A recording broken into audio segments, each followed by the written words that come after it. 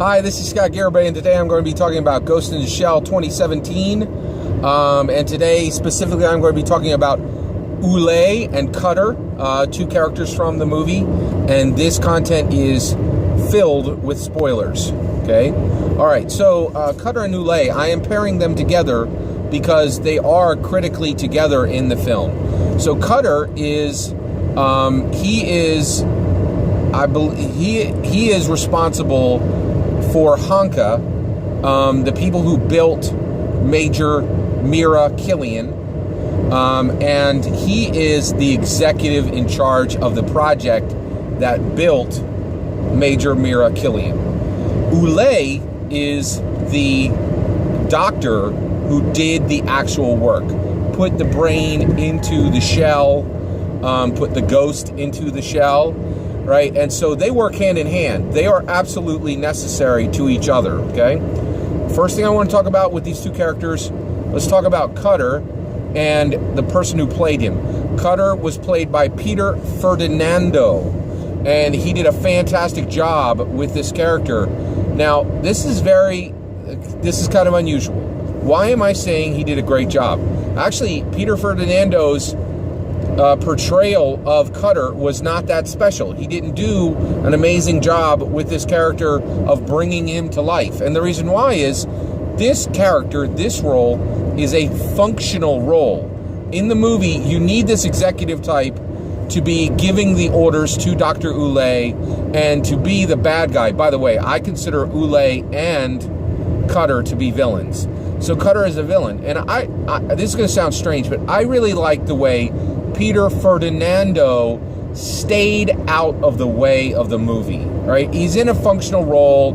There's a lot of actors that can, just eat up the scenery or actually you really shine in a small part. But sometimes you need an actor to do a functional job. And Peter Ferdinando did a functional job in this role. I think he's a skilled, talented actor, and I think he could be amazing in some other roles. But I like that he didn't, that he didn't make the role more than it should have been, right?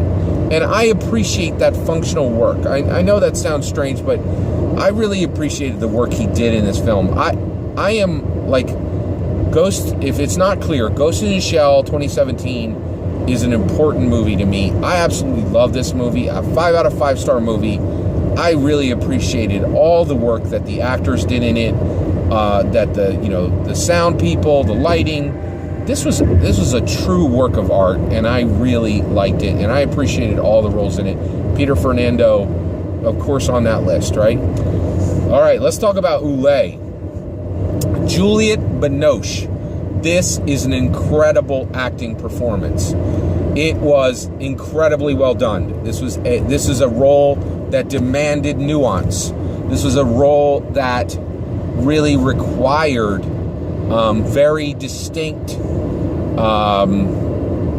acting, right? And she knocked us out of the park. This was Babe Ruth pointing at the rafters, and just bang. Like, she did such an amazing job with this because, and I just really think Juliette Binoche was extremely well cast and delivered 100% with this role.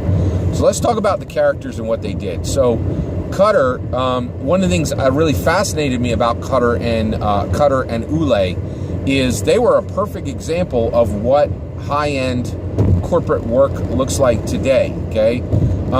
Cutter, basically, especially, there are large corporations that do some things that are not ideal, right? And this is how it gets done. The drive for it comes from what I call a haircut and a polo. That's what Cutter was. He was a haircut and a polo. He is the soft skills, okay? Essentially he provided the drive to create this project, to create Project 2571, to create a robot with a human mind, with a human brain inside. That takes incredible drive. That takes intense dedication. That takes incredible manipulation skills. That takes, it takes somebody with amazing soft skills, right?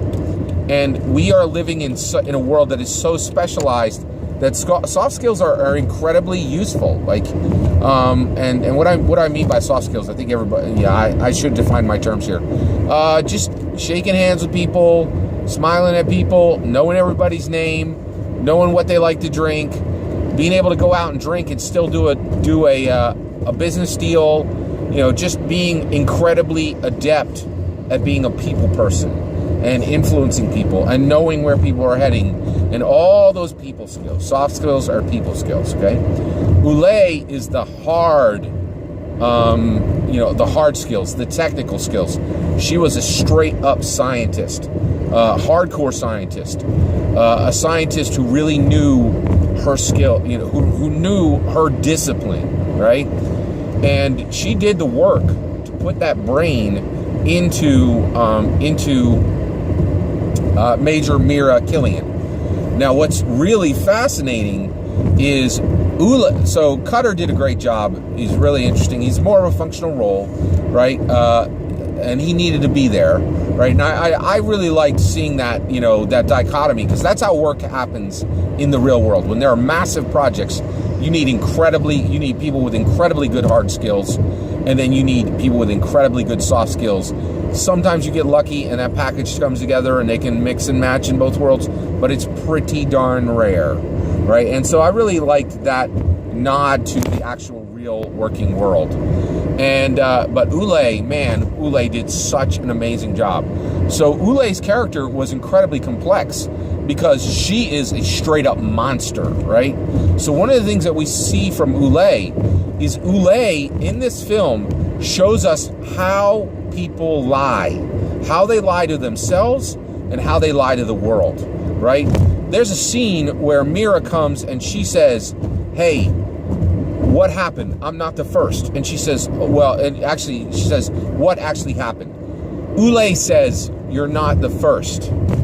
Then Mira pushes her and she says, "There were dozens." Mira pushes her and then she says, "There were 98, you are the 98th person. There were 97 people that died before you or were destroyed before you, where, you know, cerebral salvages." Like, that is like, you know, now, I think Ouelet did not do all 97 of those, but she absolutely did 25, 50, 75 of them. She was fully in the know. She knew the evil they were doing, right? Now, she's a scientist. She did not come and say, "Let's start scooping out people's brains and putting them into robots." She didn't do that. Somebody, either Cutter did it or somebody Cutter's connected with did it, right?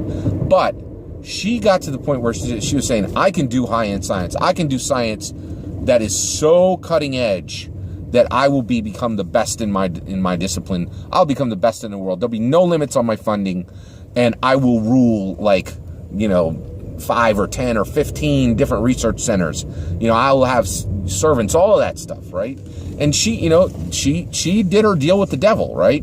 And so Ouelet, when she's talking to Mira, it's clear that, you know, she knows how deep she is. She knows how many people have died.